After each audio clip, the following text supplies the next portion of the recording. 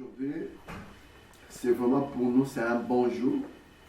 Donc, je veux que nous puissions aujourd'hui parler des choses qui sont importantes. Et plus précisément, quand nous regardons l'ère dont nous vivions, nous voyons vraiment le monde est bougé. Donc, on voit vraiment, d'accord, tout le monde. D'accord, personne n'est en place, donc les gens, ils sont vraiment troublés à cause de tout ce dont nous sommes en train de vivre dans ces temps. Raison pour laquelle je veux aujourd'hui parler du sujet qui nous trouble aujourd'hui. Je m'aimerais bien intituler aujourd'hui le thème, d'accord, les signes. Et si je veux parler du signe, plus précisément, je vais parler du signe que nous sommes en train de vivre. Donc, l'événement que nous sommes en train de vivre, on nous parle du coronavirus. Je pense que c'est un thème que tout le monde, d'accord, beaucoup de gens, ils ont exploité cela parce que vraiment, il y a des choses, beaucoup de choses à parler. Pourquoi je veux parler sur cela? Parce que pour nous, il y a des signes annonciateurs. On nous parle de l'avenir du Seigneur Jésus-Christ. Et sans plus tarder, je vais lire un verset qui se trouve dans le livre de Luc, chapitre 21.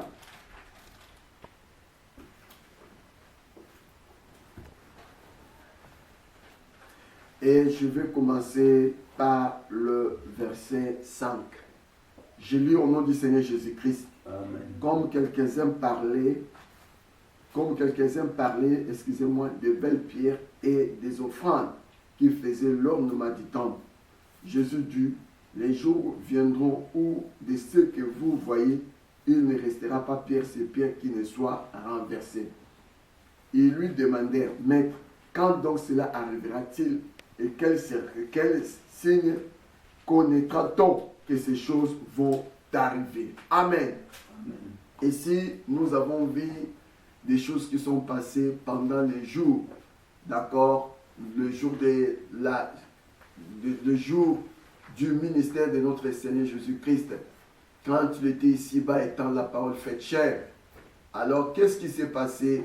Nous avons vu, d'accord, un jour, il était avec ses disciples et à la sortie du temple, il était à la sortie du temple et la Bible nous apprend que les disciples, ils se sont mis en train de présenter au Seigneur, d'accord, de belles pierres et des offrandes qui faisaient l'ornement du temple de Jérusalem. Alors, la réponse du Seigneur Jésus-Christ, quand ils sont en train de présenter au Seigneur toutes ces choses-là, le Seigneur leur dira, il a dit, d'accord, voyez-vous tout cela, il ne restera pas pierre sur pierre qui ne soit renversé. Alors, les disciples, ils ont voulu savoir, d'accord, quand est-ce que cela arrivera-t-il? Et voilà pourquoi ils ont posé au Seigneur, quand cela arrivera-t-il? Et quel signe connaîtront-on que ces choses vont arriver? Donc, ils ont voulu connaître les temps et les signes. Donc, quels sont des signes que le Seigneur, d'accord, qui devait marquer? Donc, les signes qui vont marquer cette époque-là, l'époque dont le Seigneur Jésus-Christ a prédit, parce qu'il a parlé ici de ce qui concerne la chute le croulement du temple de Jérusalem. Et alors, nous savons quand on parlait du temple de Jérusalem, c'était la seule chose, d'accord, que le Seigneur avait dit à son peuple, d'accord, il avait demandé à son peuple de lui faire un sanctuaire, de lui bâtir un sanctuaire. Et le Seigneur a voulu habiter au milieu de son peuple. Mais pour habiter au milieu de son peuple, il a fallu qu'il puisse avoir un sanctuaire. Et c'est ainsi la Bible dit, ils me feront un sanctuaire et j'habiterai au milieu d'eux. Donc c'est le sanctuaire-là qui permettait au Seigneur, d'accord, d'habiter au milieu du peuple. Donc s'il n'y a pas de sanctuaire, il n'y aura pas non plus la place pour le Seigneur au milieu de son peuple. Et voilà pourquoi nous avons vu Moïse a bâti le sanctuaire-là dans le désert, d'accord, et nous avons vu que ce sanctuaire-là était d'abord portatif, mais quand le peuple d'Israël, ils ont entré maintenant dans leur héritage, C'est par là, maintenant, Salomon a bâti ce temple-là avec des matériaux solides. D'accord? Et cela n'était plus portatif pour permettre maintenant les gens qu'ils viennent dans la maison de Dieu. Parce que c'était la maison de Dieu, donc sanctuaire, le lieu là où Dieu devait habiter. D'accord? Et les gens venaient maintenant partout en Israël pour adorer leur Dieu dans le temple de Jérusalem. Alors, pour ce qui concerne la chute du temple de Jérusalem, cela a été déjà accompli. Alors, voilà pourquoi je vais appuyer le même verset dans le livre de Matthieu chapitre 24. Là, pour nous permettre quand même d'avoir l'éclairage et pour nous permettre aussi à développer notre message de ce matin par rapport à des signes. Quand nous prenons Matthieu chapitre 24, ça nous ramène dans la même chose. Matthieu chapitre 24, alors je commence par le verset 1. Je lis au nom du Seigneur Jésus-Christ. Comme Jésus s'en allait au sortir du temple, ses disciples s'approchèrent pour lui en faire remarquer les constructions. Mais il leur dit, voyez-vous tout cela, je vous le dis en vérité, il ne restera pas pierre sur pierre qui ne soit renversé. Il s'assit sur la montagne des Oliviers et les disciples vers le verset 3 en particulier lui faire cette question. Dis-nous, quand cela arrivera-t-il et quel sera le signe de ton avènement et de la fin du monde? Donc, si nous prenons le livre de Luc 21, donc la même chose qui est dite dans le livre de Matthieu chapitre 24. Mais ici, par contre, ça nous éclaire de comprendre, d'accord, la question qui a été posée aux disciples. Parce que les disciples ont voulu connaître trois choses. La première des choses, quand cela arrivera-t-il? La chute dont le Seigneur a prédit qu'il ne restera pierre sur pierre qui ne soit renversé. Ils ont voulu connaître quand cela arrivera-t-il, la chute là. Et ils ont demandé au Seigneur, deuxième chose, quel sera le signe de ton avènement? Déjà ça, c'est deuxième chose. Et troisième chose est de la fin du monde. Donc dans Matthieu chapitre 24, verset 3, on voit trois questions qui ont été posées. Alors la première question, la chute. La chute a été déjà faite. Le renversement du temple de Jérusalem. Il y a déjà, cela a été accompli dans les années 70 de notre ère. Nous avons vu ce temple-là qui faisait, d'accord, qui avait, d'accord, qui était splendide. Ce temple-là a été renversé par des Romains dans l'année 70. Maintenant, des choses qui ont resté, des grandes choses. La première chose, c'est quoi? C'est l'avènement du Seigneur. Et deuxième chose, la fin du monde. Alors, les signes maintenant, qu'on nous parle ici, ce sont des signes maintenant qui marquent l'avènement du Seigneur et la fin du monde. Or, avant qu'on arrive à la fin du monde, il faut d'abord qu'il y ait l'avènement du Seigneur. Donc, il faut que l'avènement du Seigneur soit accompli. Donc, s'il y a quelque chose qui devait s'accomplir maintenant, que nous parlons, c'est l'avènement du Seigneur. Alors, quand nous parlons de l'avènement du Seigneur, donc on voit ce que nous appelons l'enlèvement de l'Église. Mais pour que cela s'accomplisse, les apôtres, ils ont demandé des signes.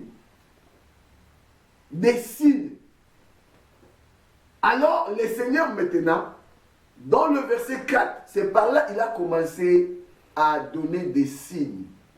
D'accord, qui va marquer son avènement et la fin du monde. Alors, parmi les signes, donc il y en a beaucoup, mais je vais vraiment sauter parce que je ne veux pas non plus prendre tout ça, parce que ça demande vraiment des jours et des jours. Alors, je vais prendre seulement le verset 8. Tout cela ne sera que le commencement. Je commence par le verset 7. Une nation se lèvera contre une nation et un royaume contre un royaume. Il y aura des divers lieux, de famines et de tremblements de terre. Tout cela ne sera que le commencement de douleur. Alors on vous livrera au tourment et l'on vous fera mourir et vous serez haïs de toutes les nations à cause de mon nom. Alors plusieurs succomberont et ils se trahiront, se haïront les uns les autres. Plusieurs faux prophètes se révélleront et ils séduiront beaucoup de gens. Et parce que l'iniquité cessera accrue, la charité du plus grand nombre se refroidira. Mais celui qui persévérera jusqu'à la fin sera sauvé. Cette bonne nouvelle du royaume sera prêchée dans le monde entier pour servir de témoignage, d'accord, à toutes les nations. Alors viendra la fin. Alors ici, nous voyons le Seigneur, il a commencé maintenant à donner des signes qui devaient d'abord s'accomplir avant son avènement. Alors, parmi les signes, d'accord, verset 39 aussi, ça nous aidera. Et ils ne s'adultèrent de rien, jusqu'à ce que... Donc, car dans les jours qui précèdent le déluge, le verset 38, car dans les jours qui précèdent le déluge, les hommes mangeaient et buvaient, se mariaient et mariaient leurs enfants, jusqu'au jour où Noé entra dans l'arche et ils ne se doutèrent de rien. Jusqu'à ce que le déluge vint et emporta tous. Il en sera de même à l'avènement du Fils de l'homme. Parole du Seigneur. Amen. Alors ici nous voyons parmi les signes, et il y a le signe que nous parlons sur ce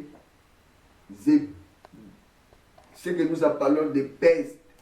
Il y aura des pestes, des tremblements de terre. Voilà des signes que le Seigneur a donnés, même dans le livre de Luc.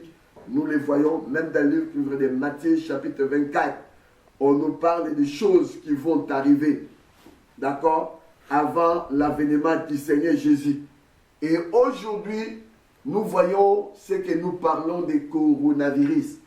Ça fait partie des signes pour nous que le Seigneur avait prédit qu'il devait s'accomplir avant son avènement. Donc aujourd'hui, on voit le monde est troublé. Les gens, ils ne savent que faire aujourd'hui. Par le vent qui souffle aujourd'hui. Et bien aimé, quand nous regardons ce qui nous est arrivé aujourd'hui, bien aimé, c'est quelque chose de terrible, c'est terrible. Mais je vais dire une chose. Bien aimé, nous sommes en train d'entendre l'avènement du Seigneur. Et le Seigneur a dit, avant sa venue, il faut qu'il y ait des signes.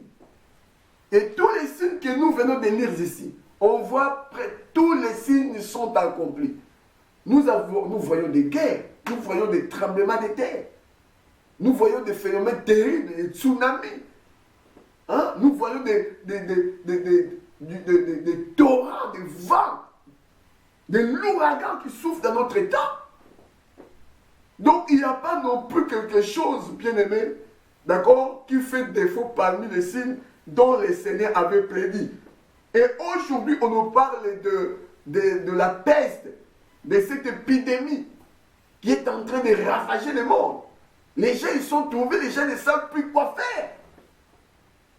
Et je regarde aujourd'hui, nous avons des grands pays qui se prétendent et qui se disent qu'ils ont des pays super puissants. Mais ils sont impuissants face à cette peste, à cette maladie qui est en train de ravager et de tuer un grand nombre de peuples. Et aujourd'hui, quand on voit cette maladie de coronavirus qui est en train de frapper l'humanité tout entière, mais bien aimé, vous savez, on voit que cette maladie est en train de ravager d'abord ici dans des pays qui prétendent être des superpuissants. Et ce sont des pays qui prétendent être des superpuissants qui sont incapables, bien aimés, d'arrêter, d'accord, ce vent qui est en train de souffler, qui est en train de ravager l'humanité. Et aujourd'hui, le monde entier tremble. Bien aimé, je vais vous dire une chose. Des choses ne font que répéter. Il n'y a rien de nouveau sous le soleil. Ce qui est, c'est ce qui a été. Dieu a ramené seulement des choses qui ont été, et voilà les choses que nous voyons. L'histoire, quand nous consultons la Bible, on nous parle de l'histoire des enfants d'Israël. Les enfants d'Israël, c'était un peuple qui se trouvait en Égypte. Un peuple qui était opprimé. Les gens qui étaient dans l'esclavagisme. Mais le peuple là, ils avaient la promesse. Parce que Dieu avait promis à leur père Abraham que sa descendance, la descendance d'Abraham, ira dans un pays, d'accord, qui ne leur appartient pas. Et là-bas, dans ce pays-là, ils seront, d'accord, soumis, réduits à l'esclavagisme. Et Dieu avait promis que la durée de leur esclavagisme, bien aimé, ça va durer jusqu'à ce que le péché des Amoréens, parce qu'il a fallu que ces peuples vont là-bas, jusqu'à ce que le péché des Amoréens soit à son comble. Donc jusqu'à ce que le péché, d'accord, vont croître. Comme nous parlons aujourd'hui, on voit les péchés accrus le monde dans notre temps. Et les enfants d'Israël, pareil, mes bien-aimés. L'histoire se répète. Alors avant que ce peuple-là sorte de l'Égypte, avant que ce peuple-là soit libéré de l'esclavagisme, parce qu'ils étaient des esclaves, réduits en esclaves. Avant leur départ, mes bien-aimés, quand le temps est revenu, il y a eu des signes, comme nous voyons dans notre temps. Tous ces signes, bien-aimés, cela annonce une chose. Et qu'est-ce que Dieu a fait? Avant de faire sortir son peuple de l'Égypte, il a commencé d'abord à frapper toute l'Égypte. Et il y a eu des plaies. Et l'Égypte tout entière était aussi troublée comme dans notre temps. Le monde est troublé. Parce que l'Égypte représente aujourd'hui le monde. L'Égypte était troublée. Et Pharaon, il était impuissant face à tout ce qui était arrivé. Des choses qui s'accomplissaient. Pharaon ne pouvait plus rien. Il a consulté ses mages, il a appelé des magiciens pour pouvoir quand même faire quelque chose, pour arrêter. D'accord? Des plaies là. Mais personne n'était capable de le faire. Mais écoutez-moi, il y avait maintenant des peuples qui se trouvaient en Égypte. Il y avait des enfants d'Israël et il y avait des Égyptiens. D'un autre côté, il y avait Moïse. D'un autre côté, il y avait Pharaon. Bien-aimés, quand des choses là arrivaient, pour les enfants d'Israël, d'accord, c'était une voix. Pour les enfants d'Israël, c'est le départ qui a sonné. Mais pour les Égyptiens, bien-aimés et Pharaon, c'était l'œuvre de la nature. Voilà les choses qui nous arrivent aujourd'hui. Voilà la façon dont les gens voient des choses dans notre temps. Bien-aimé, moi je pose la question. Je te demande à toi qui m'écoutes. Tout ce que tu vois aujourd'hui, tous ces signes-là, quand on parle de coronavirus, quand on voit tous les troubles que nous sommes en train, tout ce que nous sommes en train de vivre aujourd'hui, pour toi, qu'est-ce que cela? Cela te dit quoi au juste? Toutes ces choses-là, quelle voix que tu attends? Bien-aimé, je vais te dire une chose. Quand toutes ces choses ont arrivé, les enfants d'Israël, mes bien-aimés, pour eux c'était le temps de la délivrance. Mais pas pour les Égyptiens. Ça pourrait être aussi le cas pour toi aujourd'hui. Je ne sais pas, tout ce qui nous arrive aujourd'hui, tous ces signes-là pour toi, ça te dit quoi? Est-ce que pour toi aussi tu les vois comme les Égyptiens? Que ce n'est que l'œuvre de la nature? Cela n'annonce rien? Ce n'est pas un signe annonciateur pour toi? Cela n'annonce pas le départ d'un peuple? Alors, écoutez-moi. Bien-aimés, quand toutes ces choses sont arrivées, pour certains, c'était l'œuvre de la nature, mais pas pour Israël. Pour Israël, c'était la voix de Dieu. Moi, je vais te dire une chose. Tout ce que nous voyons aujourd'hui, Bien-aimé, il faut que cela soit pour toi la voix de Dieu. Que la voix de Dieu t'interpelle. Parce que l'heure du départ a sonné. C'est l'heure de l'accomplissement de ce que le Seigneur Jésus-Christ avait annoncé. Quand tous ces signes vont être accomplis, le Seigneur avait dit quoi? Il a parlé sur son avènement. Donc nous sommes au temps de l'avènement du Seigneur. Il faut que l'église de Dieu aille. C'est le départ de l'église.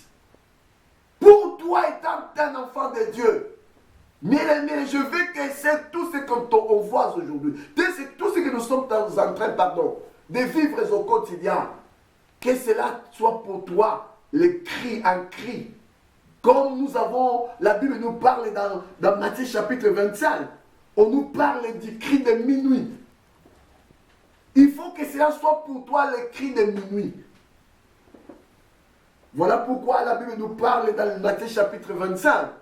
On nous parle du 25. Et Jésus a dit, le royaume des cieux est semblable à 10 vierges qui, ayant pris leur lampe, allèrent à la rencontre de l'époux. 5 d'entre elles étaient folles et 5 sages. Les folles, en prenant leur lampe, ne prirent point d'huile avec elles. Mais les sages prirent avec elles les lampes et de l'huile dans des vases. Comme l'époux tardait, toutes s'ensoupirent et s'endormirent. Bien-aimé, le fait que la promesse que le Seigneur a donnée, bien-aimé, cela a duré. Ça fait presque 2000 ans, nous sommes en train de nager déjà 2000 ans depuis que le Seigneur a prédit ces choses. Parce que ce sont des signes que le Seigneur avait prédit qui devaient s'accomplir avant son avènement. Parce que ce sont des signes annonciateurs qui va annoncer sa venue. Et bien aimé, depuis que le Seigneur a annoncé ces choses-là, si on prend le temps, on regarde le temps, on voit que cela a duré. Comme le parabole du vierge. La Bible dit, comme l'époux tardait, tout s'ensoupir et s'endormir. Aujourd'hui, nous sommes dans un temps où le monde s'ensoupire, où le monde s'endormise aujourd'hui. On voit tout le monde, les gens sont devenus insensibles. Les gens bien-aimés, aujourd'hui, Dieu est devenu pour nous, d'accord, du fable. Quand on parle de Dieu, pour beaucoup, Dieu ne représente pas grand-chose. Aujourd'hui, bien-aimé, regarde, nous sommes derrière nos occupations. Mais Dieu, on s'en fout de Dieu.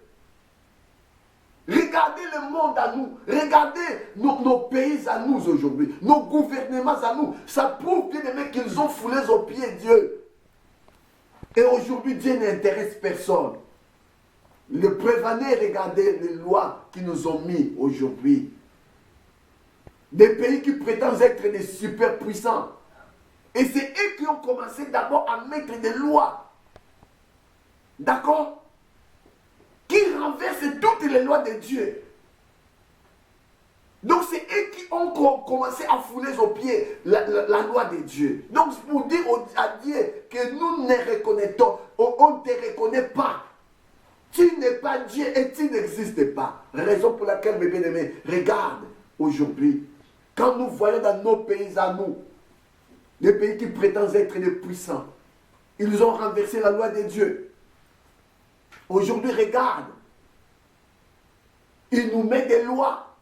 Quand on nous met des lois, un homme, il peut aussi se marier avec un homme. Ça, ce n'est pas du blasphème. Ça, ce n'est pas non plus fouler aux pieds. C'est Dieu-là. Quand on met une loi, des lois, une femme, elle a droit aussi, elle pourrait aussi se marier avec une femme. Donc femme avec femme, l'homme avec l'homme. Et ils ont allé plus loin, plus que Sodome et Gomorrhe. Parce que nous n'avons pas non plus entendu des choses là s'accomplir à Sodome et Gomorrhe. On nous parle du mariage entre l'homme et l'animal. La bestialité, mes bien-aimés. Est-ce que ça, ce n'est pas non plus de rejeter Dieu? Nous vivons dans un monde où Dieu est rejeté. Donc là, ça conclut Matthieu chapitre 25. D'accord? Le verset 4. D'accord? Le verset 6, pardon. Mais dans le verset 5. Comme l'époux tardait, tout s'ensoupit et s'endormit. Donc quand nous parlons de l'assoupissement, quand nous parlons du sommeil, cela veut dire quoi? Cela est dit par rapport à ça. Toutes les lois de Dieu sont foulées aux pieds. Et ce sont ces pays-là, des pays que nous nous confions. Nous nous disons que ce sont des pays super puissants. Voilà pourquoi Dieu a commencé à faire paix ici. Parce que ce sont des gens qui ont transgressé, qui ont renversé la loi de Dieu aujourd'hui. Et tout ce qu'il fait comme loi, c'est pour s'opposer tout simplement à Dieu. Voilà des choses que nous sommes en train de vivre dans ces temps de la foi. Voilà pourquoi Jésus a parlé de l'assoupissement des 10 vierges. Pourquoi? Parce que le Seigneur a tant tardé pour le monde. Voilà pourquoi les gens ne croient plus. Personne ne croit. Même les gens qui prétendent être des gens, des religieux aujourd'hui. Si tu regardes leur vie, tu verras que ce sont des gens qui ne croient pas. Voilà pourquoi aujourd'hui, même dans les églises, on voit des mariages, homme, femme et femme. Homme avec homme, femme avec femme. Ils sont en train de célébrer de tels mariages aujourd'hui. Comme le pot tardé, tout s'ensoupit et s'endormit. Bien aimé, nous sommes au milieu de la nuit. Parce que nous vivons le temps le plus obscurantisme de toute l'histoire de l'humanité. L'humanité n'a jamais connu un temps sombre comme celui dont nous sommes en train de passer, mes bien-aimés. Le temps le plus obscurantisme, mes bien-aimés. Donc c'est du ténèbre pire nous sommes en train de vivre. Voilà, on parle de l'assoupissement. Voilà, on parle du sommeil, comme l'époux tardé. L'époux, c'est le Seigneur Jésus-Christ. Pourquoi? Parce qu'il avait prédit qu'il allait revenir. Il avait prédit. Les gens, ils ont entendu, ils ont dit que, oh là là, ça fait 2000 ans. Ce type-là, il avait dit qu'il allait revenir et il ne vient pas. Alors, qu'est-ce qu'on va faire? Allez, on va maintenant vivre notre vie. Voilà pourquoi on parle de vie, ma vie. Chacun veut vivre sa vie. Et on nous parle aujourd'hui. Nous sommes dans un pays laïque. Nous sommes dans un pays de la démocratie.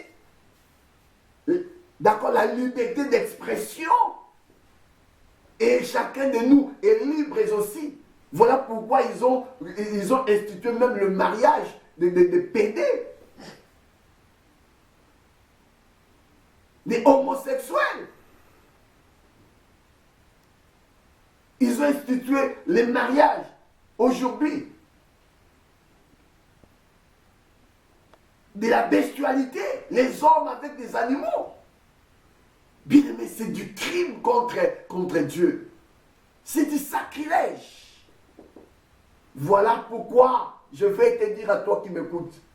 Ce que nous voyons là, c'est le cri du minuit.